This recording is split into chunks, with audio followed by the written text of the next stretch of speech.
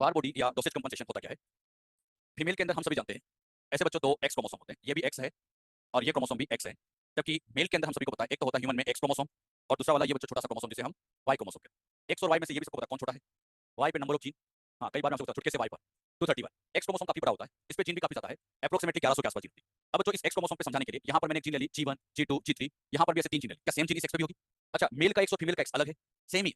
Even mail में जो x आता है, आता तो मदर से ही है, तो दोनों में एक्स क्रोमोसोम क्या सेम टाइप का होगा? अब समझने के लिए मान लीजिए इस जीवन से मतलब जीन से यहाँ एक प्रोटीन बना, आरएनए बना। मान लीजिए उस प्रोटीन को मैंने P1 कहा, यहाँ P2 बना, यहाँ P3 बना। बताओ कितने प्रोटीन बने? तीन। तो क्या इस एक्स से भी तो P1 P2 P3 क्या तीन प्रोटीन बन सकते हैं? फीमेल में एक्स के रिस्पेक्ट में टोटल प्रोटीन कितने बने? 6। अब मेल में एक ही एक्स है, तो यहाँ पर ये प्रोटीन 1 बना, ये प्रोटीन 2 बना, ये प्रोटीन 3 बना। अब मुझे एक बात का जवाब दीजिए, फीमेल कौन बोल रहा है? अच्छा पढ़ा रहे ना तो बिल्कुल सीरियस हो जाओ। यहाँ पर फीमेल के अंदर जो दो एक्स क्रोमोसोम है, इन दोनों एक्स क्रोमोसोम के रिस्पेक्ट में अगर हम देखें तो टोटल यहाँ पर 6 प्रोटीन बने, लेकिन मेल में यहाँ पर प्रोटीन 3 बने। इसमें प्रोटीन एक्स के रिस्पेक्ट में ज्यादा बने। अच्छा, मेल फीमेल में प्रोटीन क्या अनइक्वल बन रहे थे?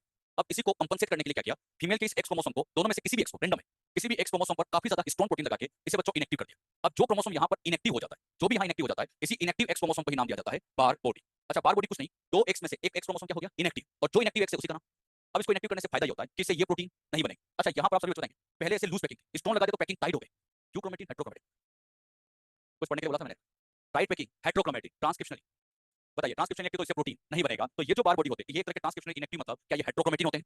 कभी आपसे पूछे बार बॉडी एक्टिव है क्या? हेट्रोक्रोमेटिन ही। अब मुझे बताओ ये इनएक्टिव हो गया तो कितने प्रोटीन बनना बनते? 3। अब कितने बने? फीमेल में 3, मेल में दोनों में प्रोटीन। तो क्या दोनों में प्रोटीन का डोज इक्वल आ गया? इसी को कहते हैं डोसेज कंपनसेशन, कि मेल और फीमेल में प्रोटीन का डोज कंपनसेट हो। और इसी को कंपनसेट करने के लिए एक एक्स क्रोमोसोम को इनएक्टिव किया, और जो इनएक्टिव हो जाता है उसी का बार बॉडी। ये बार बॉडी क्या होता है समझ में आया? दो एक्स में से एक एक्स इनएक्टिव और जो इनएक्टिव हो गया। अच्छा, दो एक्स में से कौन सा इनएक्टिव? कोई सा भी। क्या ये रैंडम प्रोसेस है? जैसे समझो, मान लीजिए यहाँ पर ये एक्स और ये एक्स, फीमेल में दो एक्स है, क्या दोनों मदर से आते हैं? नहीं, एक फादर से आएगा तो क्या एक मदर से आएगा? बताओ फादर और मदर में से कौन सा इनेक्टिव? कोई सा भी। समझने के लिए मान लीजिए मदर वाला इनेक्टिव है, अभी ये इनेक्टिव है, लेकिन ये याद रखना बच्चों हमेशा इनेक्टिव नहीं रहे। जब जरूरत पड़ेगी तो ये वापस एक्टिव भी हो जाए। मान लीजिए जब सेल का डिवीजन शुरू हुआ तो डिवीजन की स्टार्टिंग में ये जो इनेक्टिव था वापस एक्टिव। अच्छा, ये फादर का ये मदर का। अब बच्चों जब सेल डिवीजन खत्म हुआ कितनी सेल बन गई? दो। अब मुझे आप बताइएगा यहाँ पर इन फादर और मदर में से कौन सा वाला एक्स इनेक्टिव? तो यहाँ मदर वाला था ना। हाँ, तो यहाँ पे जरूरी की मदर वाले, क्या यहाँ फादर वाला भी हो सकता है? अच्छा, इधर भी फादर वाला हो सकता है, तो दोनों में से कौन सा इनेक्टिव? ये इनएक्टिवेशन परमानेंट या टेम्परेरी, जो कि जरूरत पड़ती तो वापस एक्टिव हो सकता है। तो ये जो टेम्परेरी इनएक्टिवेशन होता है यही इनएक्टिव एक्सी क्या कहलाता है? बार बॉडी। अब सबसे इंपॉर्टेंट क्वेश्चन जो नीट में पूछते हैं, बार बॉडी को कैलकुलेट कैसे करते हैं? जब भी बच्चों आप लोगों को नंबर ऑफ बार बॉडी पूछी जाए तो उसको सोल्व करने का बेस्ट तरीका, जितने भी एक्स क्रोमोसोम है टोटल एक्स क्रोमोसोम -1 कर दीजिए। जितने भी एक्स क्रोमोसोम प्रेजेंट है उनमें से -1 कर दो, बार बॉडी के नंबर आ जाए। जैसे मैं कुछ एग्जांपल आपसे पूछूंगा। यहाँ पर एग्जांपल में मैंने सबसे पहले पूछा है फीमेल, बताओ फीमेल में कितने एक्स है? दो। अब सोल्व करो, दो एक्स क्रोमोसोम कितने हो गए? दो माइनस इज इक्वल टू, और यही बन क्या आ जाएगी यहाँ पर बार। कभी आपसे पूछे फीमेल में बार बॉडी कितनी? एक। अब मेल में कितनी? क्या सोल्व कर सकते हो? कंडीशन बोलो, एक्स वाई कैसे सोल्व करोगे? 1 - 1 इज इक्वल टू, तो बताइए बार बॉडी का मिलना किसका फीचर? तो बताइए बार बॉडी का मिलना किसका फीचर? हाँ ध्यान रखना, मेल में कभी बार बॉडी दिखाई, अगर बार बॉडी दिख जाए तो शोर है फीमेल, और बार बॉडी नहीं है तो मेल। अब मैंने यहाँ एक स्पेशल केस लिया और ये ले लिया क्लाइनफेल्टर सिंड्रोम। अच्छा, क्लाइनफेल्टर सिंड्रोम में क्या कंडीशन आती है? कुछ याद है क्या? हाँ, बहुत पहले बताया करता था। क्लाइनफेल्टर में कंडीशन आती है एक्स एक्स वाई। अच्छा, वाई है तो क्या मेल की कंडीशन है? क्लाइनफेल्टर सिंड्रोम फीमेल में नहीं होता, क्लाइनफेल्टर सिंड्रोम हमेशा मेल। अब बताओ कितने X? Minus is equal to, मैंने अभी समझाया नॉर्मली मेल में बार बॉडी, लेकिन अगर किसी मेल में बार बॉडी दिख जाए तो समझ जाना क्लाइनफेल्टर का केस। अरे को समझ में आया? नॉर्मली मेल में बार बॉडी, लेकिन इस केस में आ जाती है। इसी तरह से अगला केस लिया टर्नर सिंड्रोम। अच्छा, टर्नर सिंड्रोम जो होता है ये फीमेल में होता है, और इसमें जो कंडीशन आती है वो है एक्स जीरो। अच्छा, फीमेल में कितने एक्स होते हैं? एक एक्स फीमेल में कम हो जाए, कंडीशन का नाम टर्नर। अब बताओ कितना एक्स है? 1 माइनस इज इक्वल टू, तो यहाँ पे आ जाएगा जीरो। अच्छा, फीमेल में क्या एक ने बार बॉडी होती है? अगर किसी फीमेल में बार बॉडी ना मिले तो टर्नर का केस हो जाए। अगला केस जैसे आपको समझाने के लिए लिया सुपर फीमेल। सुपर फीमेल में क्या होता है? 3 एक्स क्रोमोसोम आ जाता है। अच्छा, यहाँ पर एक्स क्रोमोसोम कितने? 3 माइनस 1 कितने आ जाएंगे? 2। नॉर्मली फीमेल में एक बार, किसी फीमेल में दो बार बॉडी दिख जाए, मतलब वो फीमेल कैसे हो जाएगी? सुपर। अच्छा, इसी तरह से सुपर मेल, ये सब सुपर है। अच्छा, इसमें बच्चों एक्स वाई वाई कंडीशन बताइए कितना एक्स है? 1 - 1 तो 0। सुपर मेल में तो बार बॉडी नहीं है। अच्छा, ये तो केस में आपको क्लियर हुए। तो आप लोगों को ये याद रखना होगा क्लाइनफेल्टर सिंड्रोम में कितनी बार बॉडी? ये क्लाइनफेल्टर मेल में होता है फीमेल? नॉर्मली मेल में बार बॉडी, लेकिन अगर दिख जाए, हाँ तो क्वेश्चन से घुमा के पूछे, नॉर्मली मेल में बार बॉडी नहीं होती, किसी मेल में अगर बार बॉडी दिख गई बताइए कौन सा सिंड्रोम? क्लाइनफेल्टर। फीमेल में कितनी बार बॉडी? मान लो फीमेल में बार बॉडी ना दिखे तो टर्नर का केस। बात समझे? इस बार ये इसके साथ होमोलोगस नहीं है, और होमोलोगस नहीं है तो मैंने क्या लिख दिया? Non homologous. लेकिन बताइए यहाँ मैंने होमोलोगस शब्द क्यों लिखा? क्योंकि ये एक दूसरे के बिल्कुल सेम है। तो बताइए ये पार्ट एक दूसरे के होमोलोगस है, तो मैंने यहाँ स्पेशली लिखा भी है होमोलोगस रीजन ऑफ कौन सा chromosome? X and Y chromosome. तो क्या ये एक्स और वाई का होमोलोगस रीजन है? अब यहाँ पर जो पार्ट है, इस पर जो पार्ट जीन है बताइए एक्स पे भी जीन है, वाई पे भी जीन है। ए जीन एक्स पे अटैच है या वाई पे? बोलो दोनों पे। अच्छा, बी भी, क्या ये दोनों पे लिंक है? और दोनों पे जीन है तो ऐसी जीन को मैं स्पेशली कहूंगा एक्स वाई लिंक्ड जीन। अच्छा, मैंने इसको एक्स वाई लिंक जीन इसलिए कहा है क्योंकि ये एक्स पे भी लिंक है और वाई पे भी लिंक, क्या दोनों पे जुड़ी है, तो नाम क्या बन गया? X Y link. अच्छा, ये एक्स वाई लिंक जीन अब आप बताइए मेल में मिलेगी, फीमेल में मिलेगी, या दोनों? सोचो। हाँ, ये जीन दोनों में मिलेगी। कैसे समझो? ये फीमेल के अंदर क्या दो एक्स है? अच्छा, मेल में एक एक्स और दूसरा वाई। अब बताओ ये ए बी जीन कैसी है? होमोलोगस। क्या ये एक्स वाई लिंक्ड है? अब ये A B gene X Y linked gene male में तो दिख रही है, लेकिन यही एक्स फीमेल में भी तो है, और फीमेल में तो फीमेल में नजर तो आ रहा है ना बेटे। ठीक है, यहाँ पर वाई पे लेकिन एक्स पे तो है। अरे बात समझ रहे हो? तो बताओ X Y link gene male में दिखती है या फीमेल? दोनों पे। अरे एक्स पे भी तो लिंक है, तो इस वजह से दोनों पेरेंट पे मिलती है, इसलिए मैं कहूंगा ये जीन बाई पेरेंटल है। अच्छा, दोनों ही पेरेंट में क्यों मिलती है समझ आया? हाँ, क्योंकि ये एक्स पे भी लिंक है और वाई पे, तो इस वजह से दोनों पेरेंट्स में देखी जा सकती है। अब यहाँ देखिए, यहाँ सी है लेकिन यहाँ सी, बोलो बोलो बोलो। अच्छा ये सी डी ई एफ क्या केवल एक्स पे है, बताओ वाई पर, दोनों क्रोमोसोम पे या एक पर, मतलब ये पार्ट इतना पार्ट इसके साथ होमोलोगस, तो मैंने स्पेशली क्या पढ़ी, नॉन होमोलोगस रीजन ऑफ, और ये एक्स क्रोमोसोम का जो मैक्सिमम रीजन है नॉन होमोलोगस, इस पर जीन को मैं केवल एक्स लिंक्ड जीन कहूंगा। अच्छा इस बार मैंने एक्स वाई क्यों लिखा, क्योंकि इस बार ये वाई पर ये केवल हो गया, एक्स पे लगी है, बताओ जीन का नाम एक्स लिंक्ड जीन। अब मुझे बताइए ये सारी जीन केवल एक्स पे जुड़ी है, ये मेल में होगी या फीमेल, सोचो दिमाग लगाओ, दोनों में, क्या एक्स क्रोमोसोम फीमेल के पास है, तो फीमेल में तो है ही, लेकिन यही एक्स मेल के पास भी तो है, तो क्या मेल में भी तो प्रेजेंट है, बताओ एक्स लिंक्ड जीन मेल में होती है फीमेल, दोनों में होती है, तो ऐसी जीन को भी मैं स्पेशली कहूंगा कि ये भी बाई पेरेंटल। अच्छा इन दोनों को मैंने बाई पेरेंटल क्यों कहा, दोनों पेरेंट में। अब फिर ध्यान से देखिए, यहाँ पर एच आई जे वाली जो चीज है, बताइए क्या ये वाई का जो पार्ट है इसके साथ होमोलोगस नहीं है, तो मैंने क्या लिखा, नॉन होमोलोगस रीजन ऑफ। अच्छा ये वाई का किस साइड है, नॉन होमोलोगस, और ये नॉन होमोलोगस है तो ऐसा वाला पार्ट केवल वाई क्रोमोसोम पे प्रेजेंट है, तो ऐसी जीन का नाम, मैं एक तरह से आपसे कहूं तो तीन तरह की जीनों पे, X link, Y link, X Y link, क्या तीनों टर्म समझ में, बताओ एक्स वाई लिंक किसे कहते हैं, एक्स और वाई दोनों पे, एक्स लिंक जो केवल एक्स पे है, वाई लिंक जो केवल वाई पे। अच्छा वाई लिंक जीन वाई के किस पार्ट पे, वाई लिंक जीन वाई के भी non homologous, X link gene non homologous, लेकिन X Y link gene homologous पे। अरे बात समझ में। अब मुझे एक बात का जवाब दीजिएगा, ये वाली जीन, ये वाई लिंक जीन मेल में है फीमेल में या दोनों में, हाँ। अब यहाँ देखो ये जो एच आई जे जो भी जीन थी, क्या ये मेल में नजर आ रही, फीमेल में दिखाई, क्योंकि ये वाई पे लिंक है इस वजह से केवल मेल में होती है, तो मैं कहूंगा Y link gene present only in male, और ये केवल मेल में प्रेजेंट होती है, इसलिए बच्चों में इसको स्पेशली यहाँ पे कहूंगा यूनिपेरेंटल। ये बच्चों यूनिपेरेंटल है, बताओ क्यों, केवल मेल में, और मेल में होने की वजह से इस जीन को मैंने स्पेशल नाम दिया होलेंड्रिक जीन। अच्छा होलेंड्रिक जीन किसे कहते हैं, ऐसी जीन जो केवल और केवल मेल में होती है ना, बोलो होलेंड्रिक, एंड्रिक का मतलब जानते हो, मेल, जैसे बताओ एंड्रोशियम। अच्छा एंड्रोशियम किसको इंडिकेट, मेल, और ये होलो का मतलब कंप्लीट, तो ये कंप्लीटली बस मेल के अंदर है जिनका नाम होलेंड्रिक जीन। कभी आपसे पूछे होलेंड्रिक जीन किसे कहते हैं, ऐसी जीन जो एक्सक्लूसिवली मेल में प्रेजेंट है, फीमेल में बिल्कुल नहीं है, ऐसी जीन का नाम होलेंड्रिक। तो क्या मैं बात करूं, मुझे जवाब दीजिए, टाइप वाइज मेल में ज्यादा टाइप की जीन है या फीमेल, मेल में ज्यादा टाइप है फीमेल। अच्छा फीमेल में क्या एक्स वाली जीन है, ये तो मेल के पास भी है, लेकिन मेल के पास एक्स्ट्रा वाई वाली हो रहा है, अरे बात समझ रहे, तो टाइप वाइज किसमें ज्यादा टाइप की जीन, मेल। एक बात तो मुझे बताओ, फीमेल में जितने टाइप की जीन है क्या वो सारी मेल के पास है, सोचो, फीमेल में जितने टाइप के क्या मेल के पास है, क्योंकि फीमेल के पास जो एक्स में जीन है वो सब तो यहाँ पे भी है, बताओ फीमेल की सारी जीन मेल के पास, तब तो फिर मेल में फीमेल के सारे कैरेक्टर आना चाहिए, हाँ जीन तो है ना, लेकिन मैंने एक बात आपको हमेशा सिखाई है, जीन होना सब कुछ नहीं है, उस जीन का एक्सप्रेशन होना चाहिए, और उसको एक्सप्रेस करने के लिए उस तरह का एनवायरमेंट होना चाहिए, उस तरह के हार्मोन होना चाहिए। अरे बात समझ रहे, तो मैं फिर पूछूंगा क्या मेल में फीमेल की सारी जीन है लेकिन कैरेक्टर क्यों डेवलप, वो एक्सप्रेस नहीं होते, क्यों नहीं होते, उस तरह का एनवायरमेंट नहीं हो, अरे बात समझ, एनवायरमेंट एक बड़ा फैक्टर होता है। अच्छा एक बात बताइए, कुछ जीन ऐसी है जो क्या केवल मेल के पास है, जो फीमेल के पास, ऐसी जीन को क्या कहते हैं, वाई लिंक जीन या होलेंड्रिक जीन। तो इसका मतलब मेल में कुछ ऐसे कैरेक्टर होंगे जो केवल और केवल मेल में होंगे, फीमेल में कभी नहीं हो सकते, ऐसे कुछ कैरेक्टर होते हैं मेल के पास जो एक्सक्लूसिवली मेल के पास होते हैं, जैसे कुछ एग्जांपल बताऊं इसमें एक एग्जांपल आता है होलेंड, इसमें एक एग्जांपल आता है हाइपर ट्राइकोसिस की, हाइपर ट्राइकोसिस, हाइपर ट्राइकोसिस का मतलब होता है ऐसे जो ईयर पिन्ना होता है इसके ऊपर ऐसे एक्सेसिव हेयर का बच्चा ऐसे ईयर पिन्ना के ऊपर ऐसे हेयर आ जाते हैं ना, तो ऐसे ईयर पिन्ना एक एज के बाद आते हो, तो ऐसे ईयर पिन्ना के ऊपर ऐसे एक्सेसिव हेयर का बताओ क्या कहलाता है, हाइपर ट्राइको। ये कैरेक्टर केवल मेल में दिखेगा, जैसे बहुत अच्छा एग्जांपल लागू याद होगा ना, कभी ध्यान से देखना, आपने नोटिस करना है ना, पता चल जाएगा आपको। हाँ लेकिन ये स्टार्टिंग एज में तो थोड़ा एज बढ़ती है तब याद रह जाता है, तो ऐसे ईयर पिन्ना के ऊपर ऐसे हेयर का डेवलपमेंट क्या कहलाता है, हाइपर ट्राइको, और ये हाइपर ट्राइकोसिस की चीज यहाँ है, बताओ कौन से टाइप। अच्छा वाई लिंक तो क्या केवल मेल में आएगी, अच्छा ये कैरेक्टर अगर यहाँ होता, ये चीज यहाँ होती तो फीमेल में भी आ जाता। आप लोगों को बच्चों कभी भी फीमेल में ऐसे ईयर पिन्ना के ऊपर हेयर दिखेंगे, हाँ कभी नोटिस करना, कभी दिखेंगे, बताओ ये फीमेल में क्यों नहीं दिखता, क्योंकि ये जीन वाई लिंक्ड है। अरे बात समझ रहे, इसी तरह से एक बहुत अच्छा एग्जांपल, ये कितना एग्जांपल हिट के लिए इतना समझाने के लिए कि हाँ कुछ ऐसे कैरेक्टर होते हैं जो एक्सक्लूसिवली मेल में होते हैं। एक और बहुत अच्छा एग्जांपल आता है प्रोक्यूपाइन स्किन, प्रोक्यूपाइन स्किन का मतलब होता है रफ स्किन, खुरदरी स्किन, है ना, तो ये खुरदरी स्किन का मिलना भी, ये भी बच्चों एक तरह से वाई लिंक कैरेक्टर है, और ये भी एक्सक्लूसिव जेनेटिक्स। जेनेटिक्स को अगर हम ह्यूमन बीइंग पर अप्लाई करें तो उसी को कहा जाता है ह्यूमन जेनेटिक्स। ह्यूमन जेनेटिक्स मतलब जेनेटिक्स को ह्यूमन पर अप्लाई करें। अब बात आती है ह्यूमन पर जेनेटिक्स अप्लाई क्यों करें, ह्यूमन पर जेनेटिक्स अप्लाई करने के कई फायदे होते हैं, उसमें सबसे मेन बेनिफिट है यूजेनिक्स करना। यूजेनिक्स का मतलब ये होता है improvement of human being by using law of inheritance. Law of inheritance को अप्लाई करके अगर हम ह्यूमन बीइंग का फायदा करें तो उसे हम यूजेनिक्स कहते हैं। हम जेनेटिक्स को अप्लाई करके कई बार ह्यूमन का फायदा करा सकते हैं, कैसे, मान लीजिए बच्चों ये जो फादर और मदर है ये किसी डिजीज के कैरियर है। अच्छा कैरियर तो समझ जाते हैं ना, कैरियर का पता कैसे लगाते हैं, इसके लिए मैं क्लास में टॉपिक अगले क्लास में एक टॉपिक सिखाएंगे पेडिग्री एनालिसिस, वहां से पता चल जाएगा कि इनका जीनोटाइप क्या हो सकता है। अच्छा मान लीजिए आपको पता चला कि दोनों ही पेरेंट किसी डिजीज के कैरियर है। अच्छा कैरियर नॉर्मल या अफेक्टेड, क्या कैरियर नॉर्मल होते हैं, बताओ दोनों पेरेंट्स में कौन सी डिजीज है, कुछ नहीं, क्योंकि खुद तो नॉर्मल है। अब बच्चों आप जेनेटिक्स पे अप्लाई करो और मुझे बताओ क्या इनका बच्चा अफेक्टेड आ सकता है, कितना परसेंट, क्या 25%। हाँ इसको सोल्व करने के तरीके में आते हैं, जेनेटिक्स में अप्लाई करके कितने का चेकर बोर्ड 4 ए स्मॉल ए स्मॉल ए स्मॉल, क्या ये अफेक्टेड आ जाएगा। अच्छा मुझे बताओ ये वाला अफेक्टेड क्या नॉर्मल होगा, कैसे पता क्या, हाँ कैरियर तो, लेकिन इसमें ये डोमिनेंट, तो क्या आपने डोमिनेंस अप्लाई किया, मतलब आपने लॉ डोमिनेंस लगाया कि नॉर्मल है, बताओ ये भी, लेकिन ये वाला अफेक्टेड आने के चांस का 25% है। अब बच्चों यहाँ पर आपने आइडिया लगाया कि 25% chance affected, no doubt normal भी आ सकता है, 75% चांस है। सपोज करिए इनका बच्चा अफेक्टेड ही पैदा हुआ और वो भी जेनेटिकली अफेक्टेड हुआ। अब बच्चों मान लीजिए इनका बच्चा अफेक्टेड हुआ तो इस अफेक्टेड बच्चे का कोई क्योर नहीं, तो क्या आप जानते हो जेनेटिक डिजीज को ठीक करना बड़ा मुश्किल है, जेनेटिक डिजीज ठीक नहीं होती क्योंकि वो जीन की वजह से आई है। अब बच्चों यहाँ पर डिजीज के साथ इस बच्चे को पूरी लाइफ निकालना बड़ा मुश्किल होता है। अपने अंदर मान लीजिए कभी कुछ प्रॉब्लम आती है, फीवर आता है, एक या दो दिन आता है, इतने में परेशान हो जाते हैं। इससे तो बच्चों इस डिजीज के साथ पूरी लाइफ निकालना बहुत मुश्किल होता है, तो एक तो इसको भी प्रॉब्लम है, साथ ही साथ पेरेंट्स को भी बड़ी प्रॉब्लम, क्योंकि इस अफेक्टेड बच्चे की केयर करना अपने आप में बहुत मुश्किल होता है। तो यहाँ पर पेरेंट्स भी परेशान, बच्चा भी परेशान, ये कहीं ना कहीं गड़बड़ तो है।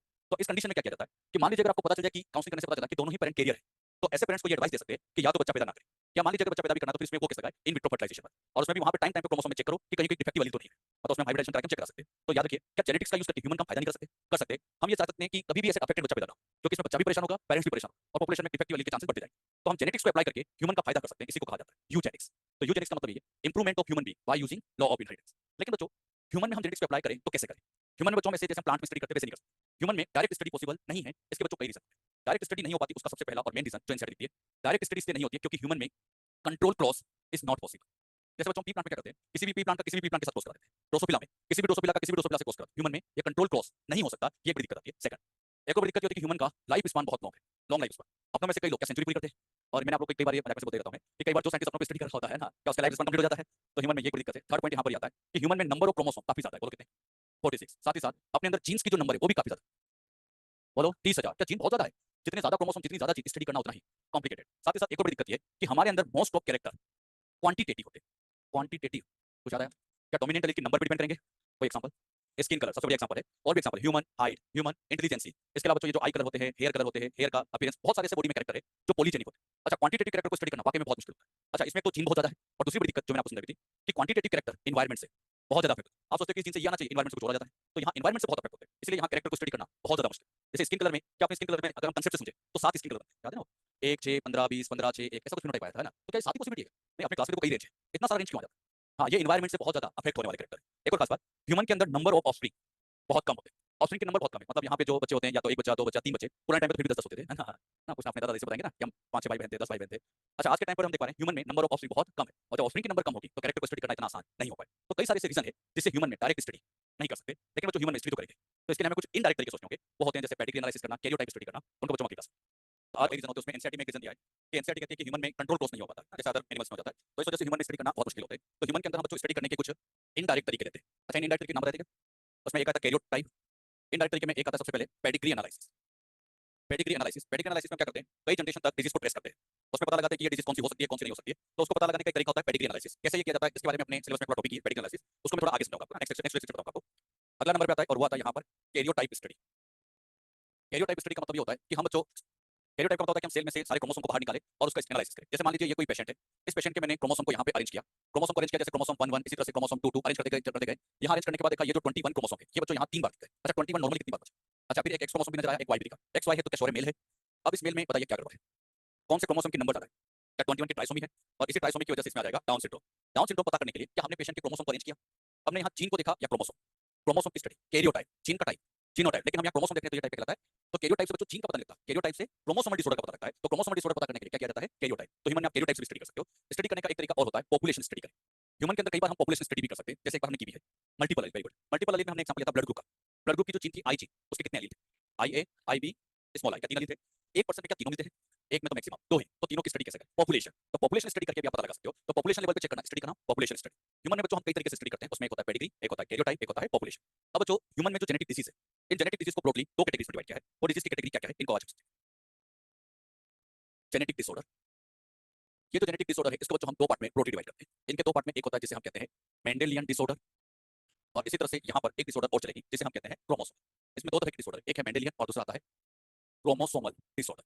ये जो बच्चों हम डिसऑर्डर पढ़ेंगे इसे मान के चलना 100% क्वेश्चन आता है और हर साल आता है, तो ये बहुत इंपॉर्टेंट टॉपिक है। क्रोमोसोमल मेंडेलियन डिसऑर्डर कहते हैं। मेंडेलियन डिसऑर्डर या इसे बच्चों कई बार हम सिंपल जीन डिसऑर्डर भी कहते हैं। अच्छा, जीन डिसऑर्डर इसलिए कहते हैं क्योंकि जीन में गड़बड़ी की वजह से होती है। मान लीजिए बच्चों ये क्रोमोसोम है, इस क्रोमोसोम के ऊपर आप सभी बच्चे जानते हैं क्या जीन लगी होती है। अगर जीन में म्यूटेशन हो जाए तो क्या डिजीज आ सकती है? मेंडेलियन डिसऑर्डर उसको कहते हैं जिसमें पूरा क्रोमोसोम खराब नहीं होता, केवल उसकी जीन में खराबी होती है। तो जीन में खराबी की वजह से डिसऑर्डर नाम बोलो, तो मेंडेलियन डिसऑर्डर का दूसरा नाम।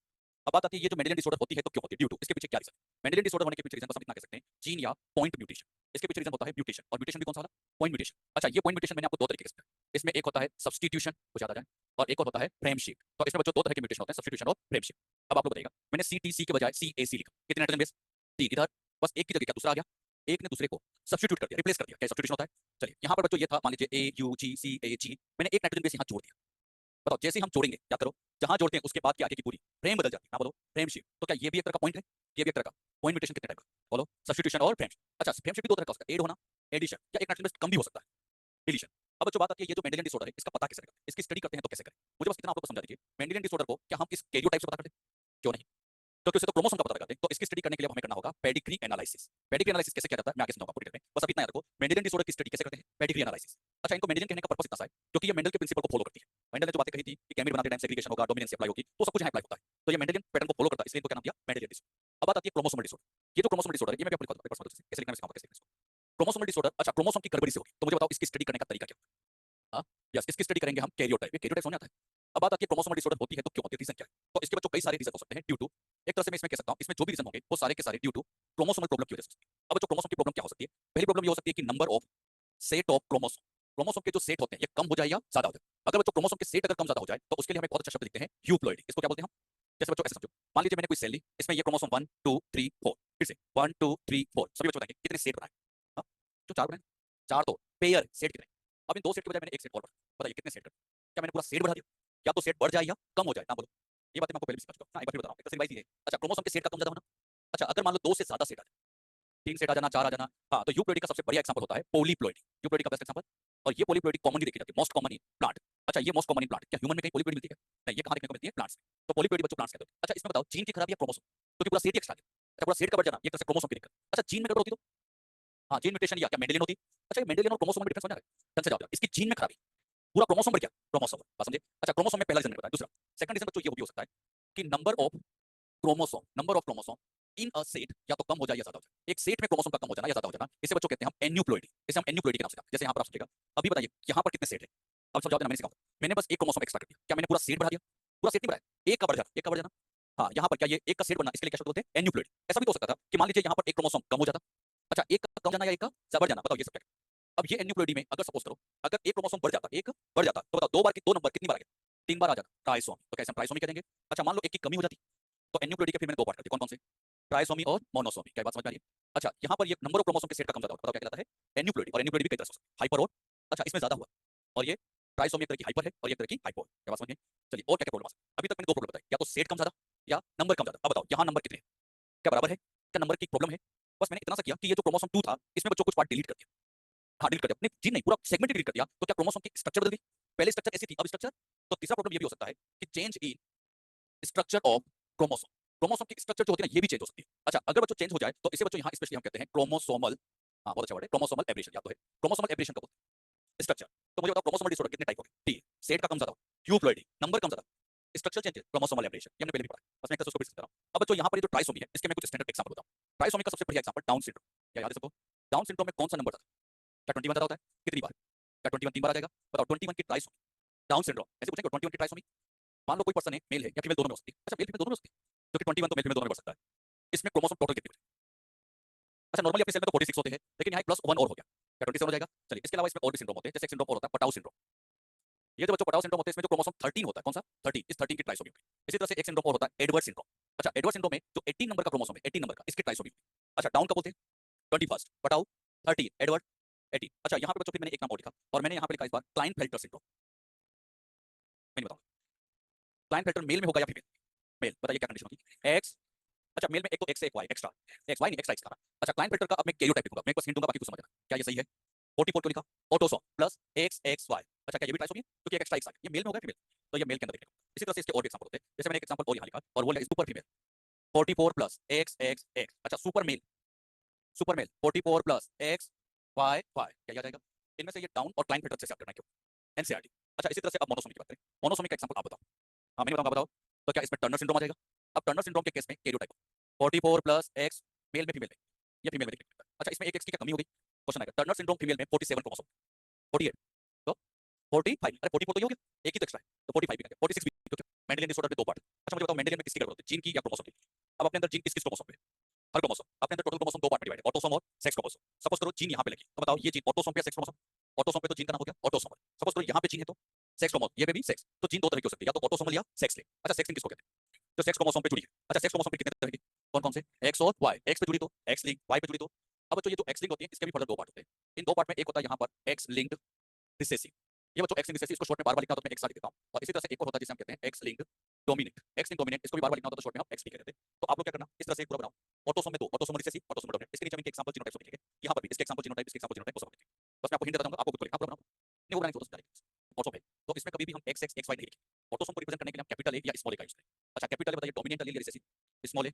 अच्छा, ये डिजीज क्या ऑटोसोमल रिसेसिव है, यानी जो रिसेसिव अलील है स्मॉल ए, ये बच्चों यहाँ पे करेगा डिजीज, तो जो कैपिटल ए अलील है ये हो जाएगा। बताओ डिजीज किस अलील से? रिसेसिव अलील से। रिसेसिव अलील क्या कर रहा है? डिजीज, इसलिए डिजीज का नाम ऑटोसोमल रिसेसिव। जब बच्चों ऑटोसोम को लिखेंगे तो ये ऑटोसोम को हम मेल और फीमेल में सेम जीनोटाइप से लिखेंगे, क्यों?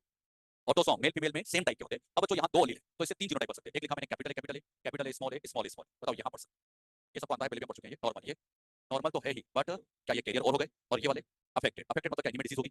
अच्छा, ऑटोसोमल डोमिनेंट में अब आप बताइए कैपिटल ए से क्या इसमें डिजीज हो जाएगी? अच्छा, और स्मॉल ए से क्या नॉर्मल हो जाएंगे? अब यहाँ मेल फीमेल में क्या पॉसिबिलिटी होगी, आपको बराबर लिखो सब, ये साथ साथ लिखते जाओ। कहाँ नॉर्मल कहाँ अफेक्ट, ये हम पहले भी सीख चुके हैं, मैं चाहता हूँ खुद लिखो, खुद प्रैक्टिस करो। यहाँ डोमिनेंट अच्छे जवाब देता कौन कैरियर, कोई नहीं। डोमिनेंट डिजीज में कभी कैरियर नहीं मिलते। कई बार बच्चे सोचते हैं कि सर इसमें है तो स्मॉल कैरियर। कैरियर जब भी वर्ड आ गया समझना वो नॉर्मल ही हो। कैरियर वर्ड मतलब नॉर्मल, कैरियर उसी को बोला जाता है जो खुद नॉर्मल होना चाहिए। हाँ, अगली जनरेशन में डिजीज पास करते तो हम कैरियर कहते हैं। ये वाला कभी कैरियर, इसमें तो ऑलरेडी डिजीज है, कैरियर तो कुछ भी मारे, बात समझे ना। तो इसमें ये दोनों ही केसेस हो जाएंगे अफेक्टेड। क्लियर हुआ? अब जो जब भी मैं आगे से कहूं कि ये ऑटोसोमल रिसेसिव डिजीज है, आप ये जीनोटाइप लिखेंगे, और मैं कहूं ऑटोसोमल डोमिनेंट है तो ये जीनोटाइप। ये जीनोटाइप थोड़ा सोच के यूज करें, क्योंकि यहाँ पे क्या होता है गलतियां बहुत करते हैं। क्वेश्चन में आता है डोमिनेंट का एग्जांपल और ये जीनोटाइप के सोल्व करते हैं, आंसर गलत होता है। अब जो इनके कुछ स्टैंडर्ड एग्जांपल ऑटोसोमल रिसेसिव के एग्जांपल में हमने कुछ पढ़ भी रखे हैं। जैसे हमने एक बात सीखी थी फिनाइल कीटोन्यूरिया, ये एग्जांपल साथ लिखते जाओ। फिनाइल कीटोन्यूरिया, इसी तरह से सिकल सेल अनीमिया, इसी तरह से बच्चों इसमें एक और example thalassaemia. Phenylketonuria, sickle cell anaemia, thalassaemia, इसी तरह से सिस्टिक फाइब्रोसिस, इसी तरह से एल कैप्टोन्यूरिया, इसी तरह से एल्बिनिज्म। ये जो मैंने आपके सामने जितनी भी डिजीज लिखी बताओ ये सारी की सारी ऑटोसोमल रिसेसिव, ऑटोसोमल रिसेसिव। तो सिस्टिक फाइब्रोसिस, एल कैप्टोन्यूरिया, एल्बिनिज्म, ये सारे के सारे सिस्टिक फाइब्रोसिस, ये सारे के सारे ऑटोसोमल रिसेसिव एग्जांपल है। इनमें से बच्चों फिनाइल कीटोन्यूरिया क्या हम पढ़ चुके हैं, याद है क्या? कौन से एंजाइम की डेफिशिएंसी? फिनाइल एलेनिन हाइड्रोक्सिलेज, जैसे फिनाइल एलेनिन टायरोसिन में चेंज है ना, तो उससे बच्चों पेंडल रिटार्डेशन आ जाती थी ना, स्किन में कलर नहीं पड़ता था। क्या ये डिजीज हम पढ़ चुके हैं? सिकल सेल एनीमिया क्या पढ़ चुके हैं? ये भी autosomal recessive. Sickle cell anaemia में हीमोग्लोबिन की अल्फा चेन में बढ़ाती है बीटा, बीटा बनती नहीं है, बस उसकी क्वालिटी खराब, क्वालिटी इसलिए खराब हो गई क्योंकि छठे नंबर पर वैलिन की जगह ग्लूटामिक, ग्लूटामिक की जगह valine under high oxidation tension haemoglobin polymerise हो जाते हैं, लो लो है ना, लो दिखता नहीं छोटा है ना। थैलेसीमिया, थैलेसीमिया में भी आपको थोड़ी बार डिटेल में वैसे कुछ बात इसमें पहले बता चुका हूं, लेकिन अभी मैं इसको डिटेल में आपको बताऊंगा। सिस्टिक, अच्छा ये तीन डिजीज आपकी एनसीईआरटी में लिखी है, तो ये तीन हमें अच्छे से पढ़ना भी है। एनसीईआरटी में बस इनके नाम है, डिटेल में नहीं है, तो बस नाम ही आप याद रखें। बस एक क्वेश्चन आएगा सिस्टिक फाइब्रोसिस कैसी डिजीज, ऑटोसोमल रिसेसिव, क्या ये मेंडेलियन है? ये मैं जितनी बातें समझा रहा हूं सब कुछ मेंडेलियन। अच्छा मेंडेलियन क्यों बोल रहे हैं? जीन में गड़बड़ होती है। अच्छा सिस्टिक फाइब्रोसिस में क्या होता है, जो क्लोराइड चैनल होते हैं वो अफेक्ट हो जाते हैं। जैसे बच्चों आप लोगों को सुना होगा सोडियम चैनल होते हैं, पढ़ा होगा ना, पोटेशियम चैनल होते हैं, ऐसे अपने सेल मेम्ब्रेन पर क्लोराइड चैनल, वो क्लोराइड चैनल जब अफेक्ट हो जाते हैं तो उससे क्लोराइड का ट्रांसपोर्ट नहीं होता, इस वजह से जो म्यूकस होता है वो बहुत थिक हो जाता है, म्यूकस बहुत गाढ़ा हो जाता है, इससे बच्चों को कई सारी रेस्पिरेटरी प्रॉब्लम चलती है। तो सिस्टिक फाइब्रोसिस में कुछ ऐसे होता है। एल कैप्टोन्यूरिया, इसमें भी एक एंजाइम होमोजेनेटिक एसिड ऑक्सीडेज की कमी होती है, उसकी कमी से यूरिन का कलर ब्लैक हो जाता है। एक नाम बताया था मैंने आपको ना डिजीज का नाम, ब्लैक यूरिन डिजीज, वो एल कैप्टोन्यूरिया का दूसरा। एल्बिनिज्म में भी वही मेलेनिक पिगमेंट नहीं बन पाता, इसमें भी स्किन कलर कराती है। ये जो डिजीज है इनमें से बच्चों में एक डिजीज और अभी आपको स्टेट करवाऊंगा, कौन सी? थैलेसीमिया। क्या ये दो पढ़ चुके हैं? बस ये और मैं भी आपको बताऊंगा, तो बाकी इनमें बस नाम याद रखें। क्लियर? अब हम सीखते हैं ऑटोसोमल डोमिनेंट के एग्जांपल। कोई ऐसा एग्जांपल जो आपको जाना बचाना है? एक बार मैंने लिखा भी था ये क्वेश्चन की लैंग्वेज में लिखा था, मायोटोनिक डिस्ट्रोफी। मायोटोनिक डिस्ट्रोफी कई बार शॉर्ट में इसको एमडी लिखते हैं, एमडी मतलब मायोटोनिक डिस्ट्रोफी। अच्छा ये जो मायोटोनिक डिस्ट्रोफी इसकी जीन क्रोमोसोम नंबर 19 पे होती है। अच्छा 19 मतलब कौन सा? ऑटोसोम। अच्छा ये सब ऑटोसोम क्यों है? इन ऑटोसोम पे जीन है, जैसे समझाने के लिए फिनाइल कीटोन्यूरिया की जीन क्रोमोसोम नंबर 12 पे होती है। अच्छा सिकल सेल एनीमिया की जीन क्रोमोसोम 11 पे होती है, ये 11 16 दोनों हो सकती है। सिस्टिक फाइब्रोसिस 7 पे होती है, एल कैप्टोन्यूरिया 3 पे होती है, ये 15 पे होती है। ये सब कौन से क्रोमोसोम नंबर? 3 7 15 12 ऑटोसोम, इसलिए हमने ऑटोसोम रखा। अच्छा इसके अलावा मायोटोनिक डिस्ट्रोफी के अलावा इसमें और भी इनकी जीन क्या एक्स क्रोमोसोम पे होगी? चलिए एक्स लिंक्ड रिसेसिव में यहाँ पर आपने जो अली लिखूंगा, जैसे ये एक्स क्रोमोसोम है और इसके ऊपर जो जीन लगी है इसमें मान लो म्यूटेशन। अब जो मैं यहाँ जो अली लिखूंगा वो ऐसे लिखूंगा एक्स, उसके ऊपर लिख दिया प्लस और यहाँ लिख दिया ए। अच्छा यहाँ ये प्लस का मतलब ये है, अच्छा एक्स को लिखा समझ में आया? Gene located on x chromosome और प्लस इसलिए लगा दिया ताकि डोमिनेंट। अच्छा ए का मतलब रिसेसिव, ये रिसेसिव है तो क्या ये रिसेसिव वाली डिजीज करेगा? तो यहाँ पर प्लस वाला अलील कैसा होता है? नॉर्मल। अब मुझे एक बात समझ में बताइए, यहाँ पर अगर मैं मेल और फीमेल में जीनोटाइप लिखना चाहता हूँ तो अलग अलग लिखेंगे, दोनों में जीनोटाइप अलग। अभी तक दोनों में क्या करते हैं? सेम, लेकिन यहाँ अलग इसलिए लिखेंगे क्योंकि फीमेल और मेल में सेक्स क्रोमोसोम अलग है। फीमेल में कितने एक्स, जबकि मेल में एक एक्स है दूसरा तो वाई। अब जो अगर मैं फीमेल में यहाँ पर जीनोटाइप लिखूं 3 लिख सकता हूँ, या तो दोनों एक्स पे प्लस प्लस आ जाए, कैसा संभव है? या ऐसा भी तो हो सकता है एक पे प्लस आ जाए एक पे ए आ जाए, या ऐसा भी तो हो सकता है कि दोनों पर ए आ जाए। बताओ कितने जीनोटाइप है? बताओ यहाँ नॉर्मल अफेक्टेड मेल फीमेल, अरे एक्स एक्स फीमेल तो होगी और क्या है ना? बताओ ये normal but carrier, very good, ये कैरियर। अच्छा ये वाली अफेक्टेड फीमेल। अब मुझे बताओ यहाँ पर क्या लिखा? एक्स वाई, क्या लिखूं? क्या यहाँ प्लस लगा दूं? अच्छा वाई भी लगा दूं? वाई भी क्यों लगा रहे? हाँ लिखा नहीं आता? हाँ ये एक्स लिंक है तो एक्स पे डिजीज बनाएंगे। अच्छा और क्या हो सकता है? एक्स ए वाई, कितनी पॉसिबिलिटी? इसमें 3 नहीं, इसमें 2 ही चांस होंगे। अच्छा एक्स प्लस वाई, अच्छा प्लस है तो नॉर्मल, और एक्स ए वाई, क्या ये अफेक्टेड मेल हो गया? अच्छा यहाँ मेल आप देखो कैरियर नहीं है, यहाँ कैरियर कौन? फीमेल। तो एक्स लिंक रिसेसिव में केवल फीमेल कैरियर, मेल यहाँ कभी कैरियर नहीं। अच्छा मेल में क्या होता है? एक अलील आती है वो शो कर जाता है, क्योंकि ये हेमीजाइगस कंडीशन। हेमीजाइगस, एक अलील का मिलना क्या कहलाता है? हेमीजाइगस। तो हेमीजाइगस होने की वजह से कैरियर नंबर डायरेक्ट क्या बन जाते हैं? अफेक्टेड। इसका मैंने आपको समझाया तो मैं चाहता हूँ इसका खुद आप अफेक्टेड, ये अफेक्टेड बोला ये, और ये वाला नॉर्मल कैरियर। अच्छा यहाँ बोलो अफेक्टेड, और ये वाला क्या नॉर्मल आ जाएंगे? अच्छा यहाँ बताओ फीमेल कैरियर है, मेल नहीं है। डोमिनेंट में याद रखो कभी कैरियर नहीं हो, चाहे ये डोमिनेंट हो चाहे ये डोमिनेंट। एक बात तो श्योर है, डोमिनेंट में कभी कैरियर, चाहे वो डोमिनेंट कोई हो, ऑटोसोम डोमिनेंट हो चाहे एक्स डोमिनेंट। अच्छा कैरियर किसको? रिसेसिव। लेकिन ध्यान सुना, ऑटोसोम रिसेसिव में मेल भी कैरियर हो सकता है, फीमेल भी कैरियर हो सकता है, लेकिन एक्स इन रिसेसिव केवल फीमेल हो, मेल कभी यहाँ कैरियर। अरे यहाँ मेल में कहाँ कैरियर? बस मैं फिर पूछता हूँ, डोमिनेंट में कभी कैरियर, ऑटोसोम में, ऑटोसोम रिसेसिव में मेल या फीमेल दोनों, जबकि एक्स रिसेसिव में केवल फीमेल, मेल यहाँ कैरियर। अब जो ये तो मैंने क्या जीनोटाइप होता है वो बता दिया, क्या जीनोटाइप समझ गए? अच्छा आगे जब मैं से क्वेश्चन दूंगा तो जीनोटाइप यूज करना आना चाहिए। अब जो इसमें एक्स रिसेसिव में एग्जांपल क्या क्या हो सकते हैं, तो मैं इसके एग्जांपल यहाँ बता देता हूं। अब तो इसके नीचे लिखना, इसके नीचे कंटिन्यू इनके एग्जांपल। अच्छा इसके एग्जांपल वेरी वेरी इंपॉर्टेंट, और उसमें आता है सबसे, एक एग्जांपल बता रहा हूं, एक्स लिंक्ड रिसेसिव, उसके नीचे लिख देना कलर ब्लाइंडनेस और हीमोफीलिया। कलर ब्लाइंडनेस और हीमोफीलिया ये दो डिजीज ऐसी है जो एक्स लिंक्ड रिसेसिव की है, और इन दोनों पे भी बहुत इंपॉर्टेंट आर्ट है। एग्जाम में एक बार तो ये क्वेश्चन आया, हीमोफीलिया कैसी डिजीज? एक्स लिंक, और उसमें भी रिसेसिव का केस है, ये रिसेसिव का केस। ये दो आपकी एनसीईआरटी में लिखी है, तो ये दो बड़े इंपॉर्टेंट है, लेकिन इसके साथ x link dominant, x link dominant का जो एग्जांपल होता है इसके एग्जांपल एनसीईआरटी ने एक भी नहीं दिया, एनसीईआरटी में एक भी नहीं लिखा है। कभी आप लिखना भी चाहो तो एक एग्जांपल आप लिख सकते हो, स्यूडो रिकेट्स। रिकेट्स से मिलती जुलती डिजीज है तो उसको हम स्यूडो रिकेट्स कहते हैं, जो म्यूटेशन की वजह से